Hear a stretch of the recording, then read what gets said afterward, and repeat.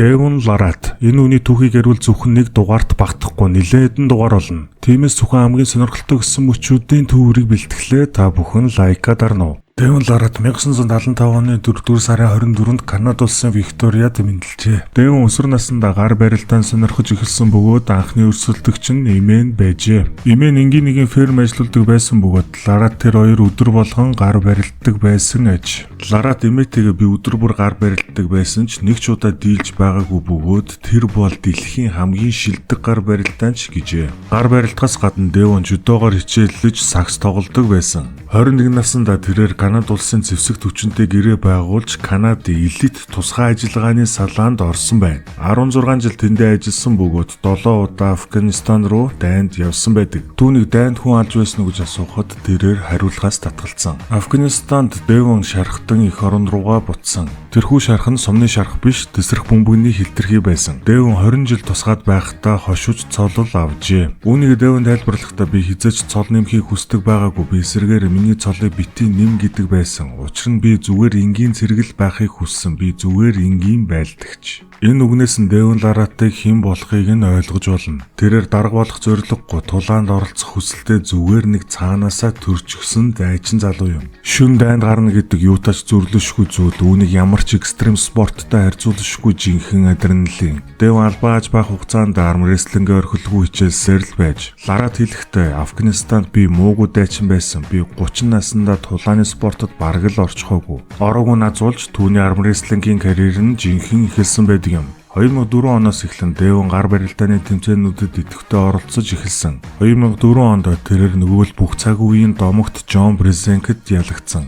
2008 онд тэрээр агуу John Brezenk-ийг ялж дэлхийд дахинаа танигдж эхлэв. 2011 онод Devon 7 өрсөлдөгчөд дараалан ялж дэлхийд дахинд хамгийн шилдэг гар барилдаанчаар хүлээн зөвшөөрөгдсөн байдаг. Ялсан хүмүүсийн дунд Travis Bagent, Tim Bresnan, Richard Lucas нар байсан.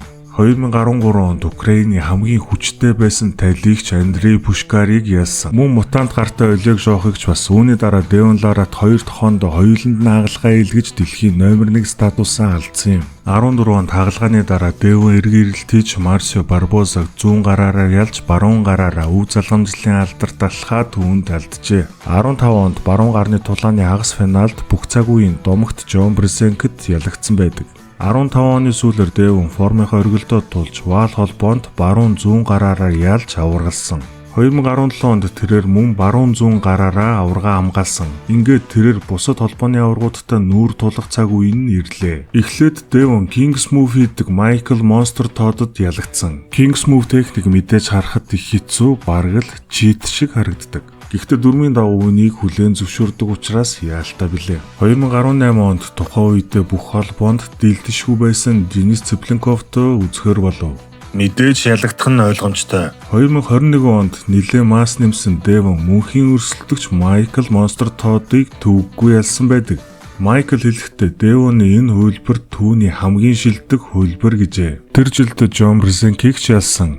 2021 онд Arm Wars тэмцээнд Devon Мунаг Ливан Сагнишвилитэй үзэж ялагдан өв залгамжийн алхаа дамжуулсан байдаг. 23 онд биенуудад эргэрэлт хийж буд Денис Цыпленковыг ялсан. 2023 онд Devon Ливанаас дагаа нэхэх гэсэн боловч ахаад л дийлээгүй. Тэрээр 23-аас 25 он хүртэл баггүй тулаа хийсэн ч ялагдал ялалт ээлжилсэн байдаг. Саяхан тэрээр Алекс Гурдечатай тулалдаж өчиггүй ялсан. Энэхүү гар барилдааны бичлэгний линкийг тайлбар хэсэгт үлдээлээ. Та бүхэн линкээр орж үзнэ. Devon Larratt 1.98 м өндөртэй. Түүний хоёр толгойд хүүтэндээ 48 см хүрдэг. Тэгэхээр хөөсөн үедээ 51 см хүрнэ гэсэн үг. Түүний шууд 41 см. Devon Larratt-ийн хүчний үзүүлэлтүүд тийм ч айхтар өндөр биш. Devon өдөр бүр хүнд буюу 90% ачаалттай бэлтгэл хийдэг. Энэ нь түүнийг формынхаа өргөлд хурдан очуулдаг гэсэн байна. Бэлтгэлээс нь онцлоход тэрээр тулхаас яг наагур ачааллаа зогсоодог. Өөрөөр хэлбэл яг тулсан давталтаас 1-2-ын өмнө зогсоодог гэж ойлгож болно.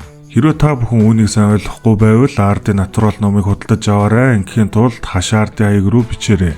Мөн хоолтын тухай ном бас бий шүү. Тэрээр үндсэн суурь дасгалууд болох хэвтэй шахалт, штангтай суултыг залуу байхдаа л хийдэг байсан. Харин одоогийн зорилго бол арм рестлингт шилдэг байхыг хүсэж байгаа учраас хамаг анхаарлаа арм рестлингийн дасгалуудад хандуулсан гэжээ. Мэдээж хэвтэй шахалт, үндсэн суулт, арм рестлинг тогт хэрэггүй гэж хэлээгүй энд онцлох нь зүйтэй байх. Devon Larratt-ын бүх бэлтгэл нь YouTube сувганд нь ордог бөгөөд хэрвээ арм рестлингийн дасгалуудыг нь илүү нарийн судлахын тулд тийшээ хандах нь зүйтэй. Devon юугаач нуудаггүй. Хоолтын үед хүнд чинд орохоос өмнө Devon энгийн цэвэрхэн хоолдог байсан. Харин хүнд чинд орж хүч нэмэхийн тулд Devon хамаа замбраагүй хамгийн гол нь маш хэмжээний хоол иддэг. Түүний дуртай хоолнууд Brazilian Steakhouse, гомин, суши, шарсан сонгон, мөн сироптой гамбирнууд. Ер нь тэрээр хоол огт голдоггүй бөгөөд суши бол түүний маш их хэмжээгээр идэж чаддаг, мас нэмэхэд хамгийн тохиромжтой, хямд үнэтэй амттай хоол юм.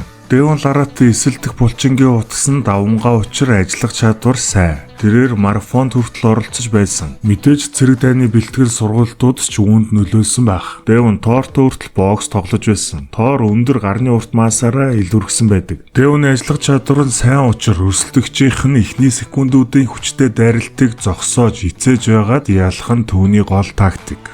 Larratt өрсөлдөгчийг өдөө хатгаж trash talk хийх дуртай. Энүүгээрээ маш олон үзэн ядагчдтай болсон. Түүнийг алиа салбартай чадахгүй байж том дуутай гэх нь цөөнгүй. Гэхдээ trash talk хийх нь үзэгчдийг татдаг бас нэг арга юм. Бокс солимог тулааны спорт дээр аль хэдийн хэдэн мянган удаа амжилттай туршигдаад хэрэгжээд явж байгаа зүйл. Гэтэл үүнийг зарим нэг хүмүүс сайн ойлгодоггүй. Үзэгчдэд Devon Larratt хамгийн сайн татаж гар барилдааныг сонирхолтой болгодог нэгэн. Devon Канадад амьдардаг ч гэсэн хөл нүцгэн явах дуртай. Хэрвээ тэгж явах цаг агаар нөхцөл бүрдвэл тэрээр үргэлж хөл нүцгэн явдаг байна. Larratt маш олон удаа бэртэл гэмтэл авч байсан. Түүнийг хамгийн сүүлийн үеийн эмчилгээ болох үүдлээсээр эмчилдэг. Хар ухаанаар үүдэлсэн ямар ч эс болох чадвартай эсүүдийн эхлэл юм. Тэрээр энэхүү эмчилгээний тусламжтай өдий хүртлээр барилдаж чаджээ. Devon-ы хувьд өөрөөсөө хэд дутуу өрсөлдөгчдтэйгээ ч хүртэл тохуурхал хийдэг нь түүний хамгийн том сул тал. 12 дугаар ангийн хүүхэд 7 дугаар ангийн хүүхдийг дээрлэхэд байвал хинд ч сайхан санагдахгүй. Бусдаараа бол Devon элдв янзын хил аманд орж хүмүүсийг хуурч төөрөгдүүлэгч нэгэн биш билээ. Хангалттай нээлттэй үнэн гэдгийг нь ярилцлагуудаас нь харж болно. Devon карьерийнхаа турш маш олон удаа ялагдал хүлээж байсан. Ялагдал болгоныхаа дараа зөв дүгнэлт хийж алдаан дээрээ ажиллаж иргэн ирдэг нэгэн. Түүнд Ливан шиг, Денис шиг генетик заяагаагүй ч бууж өгдөггүй дайчин чанар нь түүнийг тайзан дээр авчирсаар л байна. Метршгүй жүлээ гэдэг шиг хизээж бууж өгөлгүй эргээрэлт хийж төмрийн спорт техник гайхшруулсан гайхамшиг. Цэрэгт явахдаа хүртэл албаар цолоо нэмүүлэлгүй энгийн байлдагчаараа үлдсэн хүмүүн. Хөдөлмөрийн хөлс бүгдийг угаана гэдгийн тод жишээ. 3 хүүхдийн сайн аав, эхнэр хүний сайн хань. 9 шидэн бүрдсэн залтай ажимшиг, мардсан чимшиг, эсвэл ухаалаг тэрээр энгийн хүн гэхээсээ илүү олон талт адармаатай шоу. Гэвч түүний цорын ганц хүсэл нь тулдах билээ.